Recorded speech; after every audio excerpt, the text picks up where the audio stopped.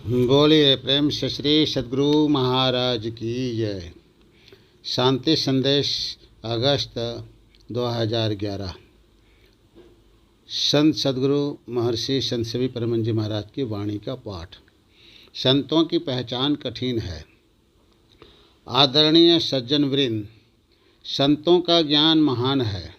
जो उसका आचरण करते हैं उसका होता कल्याण है। संतों का ज्ञान केवल मौखिक या बौद्धिक नहीं, उनका अनुभव ज्ञान होता है।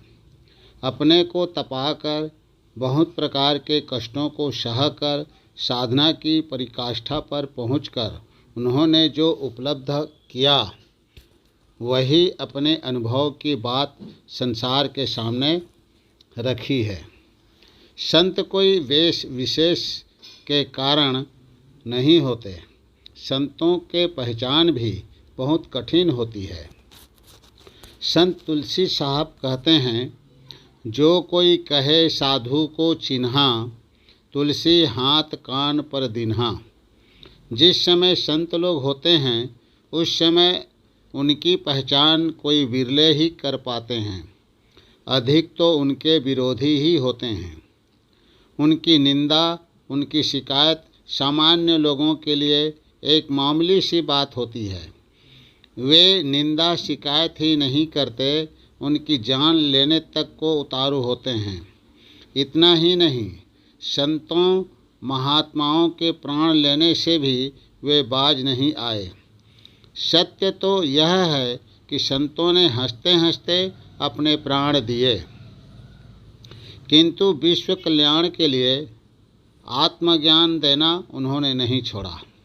संतों ने अपनी प्राण की परवाह नहीं करके सत्य ज्ञान का प्रचार करते हुए अपनी कुर्बानी की, किंतु कभी धर्म को नहीं छोड़ा।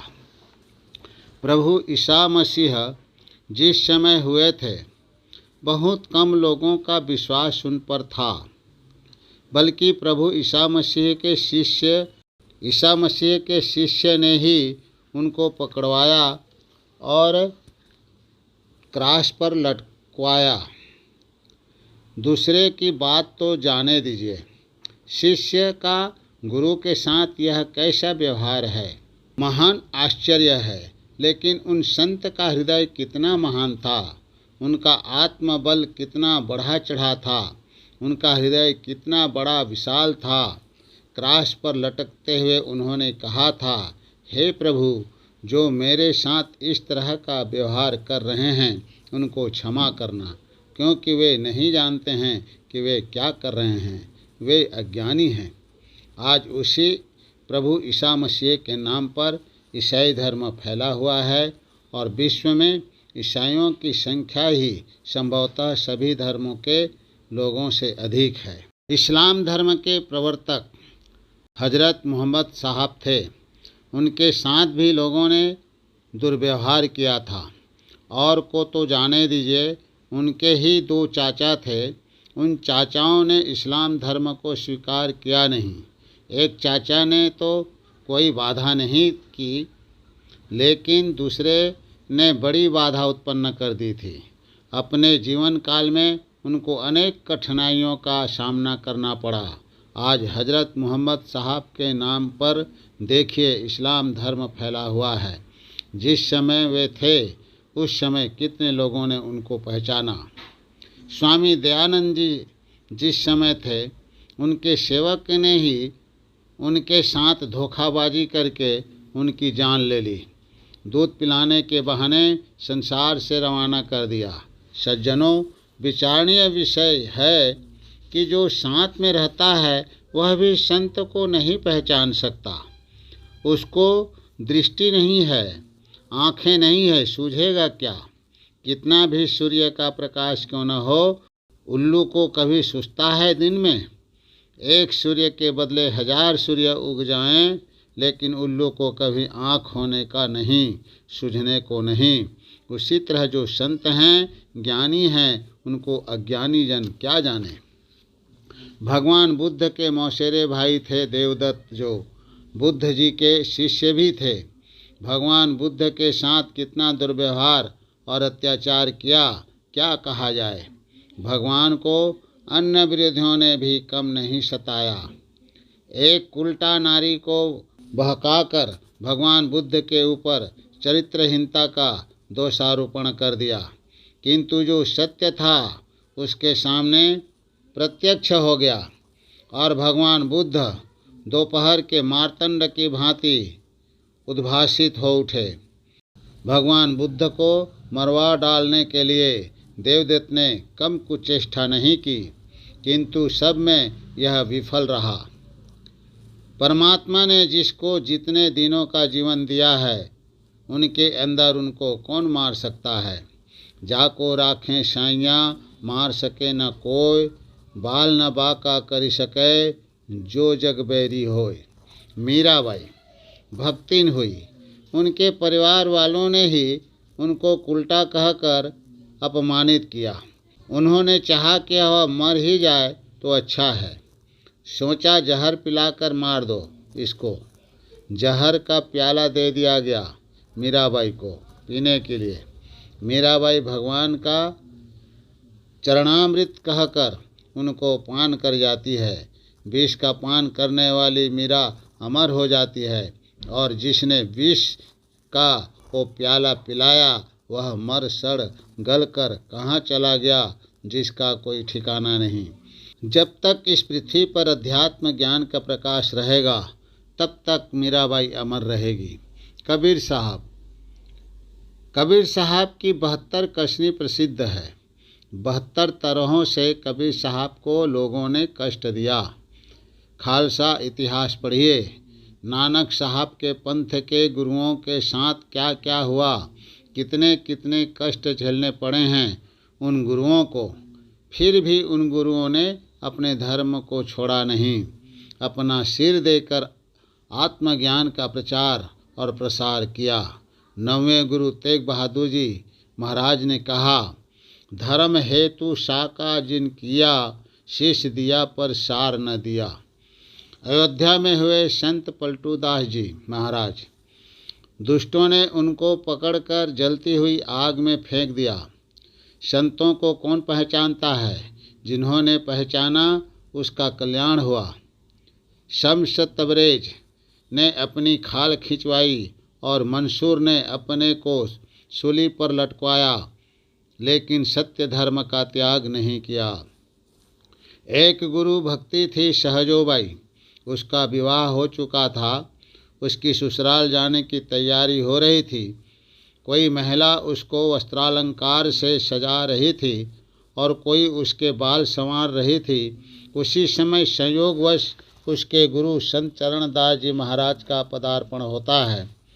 सहजोबाई की साज संवार को देखकर संत चरणदास जी महाराज के श्रीमुख से यह वाणी निसृत होती है, चलना है रहना नहीं, चलना विश्वाभीष, सहजो तनिक सुहाग पे कहाँ गुहावे शीश। जैसे सुखी दिया सलाई पर काठी घिसने से वह भक करके जल उड़ती है, उसी तरह गुरु वाक्य रूपी काठी के घर्षण से सहजोबाई के पूर्व जन्म के शुभ संस्कार जग गए। वह ससुराल जाना छोड़कर गुरु के साथ साथ चल देती है। गांव समाज में गुरु और शिष्य दोनों की बड़ी बड़ी आलोचना और बदनामी और काफ़ी निंदा हुई, किंतु आगे चलकर जैसे बादल से निकलकर सूर्य चमकता है, वैसे ही दोनों यानी चरणदास जी महाराज और परम गुरु भक्तिन सहजोबाई का यश प्रकाश संसार में फैल गया। उनका ज्ञान सूर्य चमक उठा। हमारे गुरु महाराज प्रातः स्मरणीय परम पूज्य अनंत श्री विभूषित महर्षि में ही परमहंस जी महाराज के साथ दुष्टों ने क्या कम अत्याचार किया है। आरंभ में गुरु महाराज शिकलीगढ़ धरहरा में रहते थे। एक महिला को किसी ने सिखला दिया भूत खेलने के लिए। वह भूत खेलती थी। ओझा आता और उसको पूछता कि तुमको किसने भूत लगाया है, तो वह गुरु महाराज का नाम लेकर कहती कि उसी ने मुझको भूत लगाया है। उस गांव के एक कबीरपंथी थे।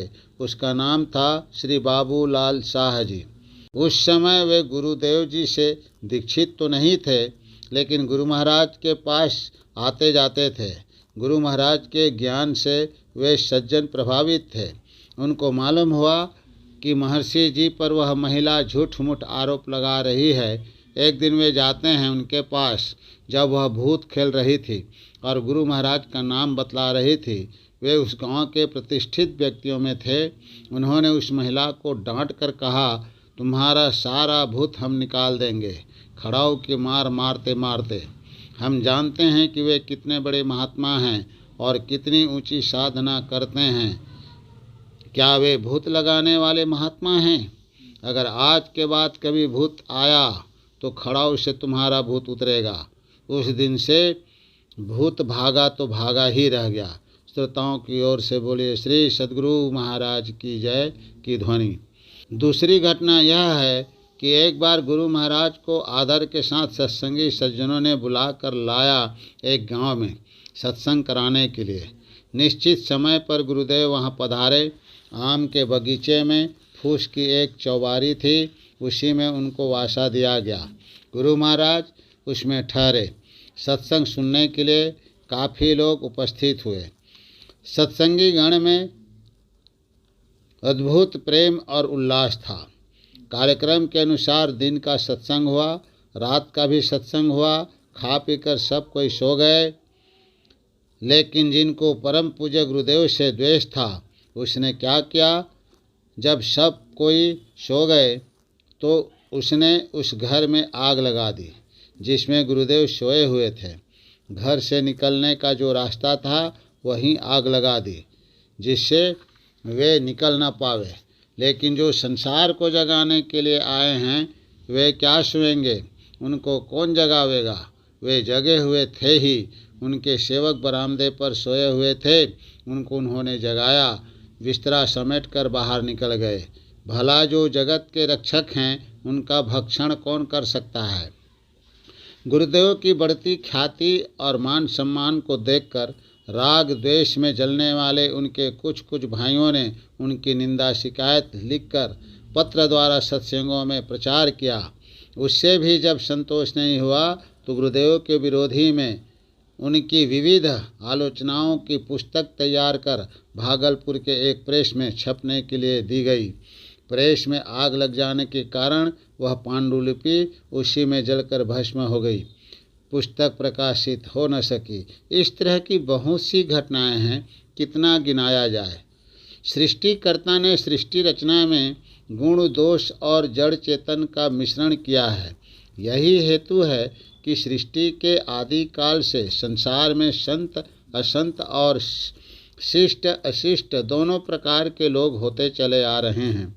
आज भी यह संसार संत असंत से शून्य नहीं है। दोनों ही धन्य हैं, क्योंकि दोनों ही अपने अपने कर्तव्य पालन में किंचित भी कसर नहीं रखते।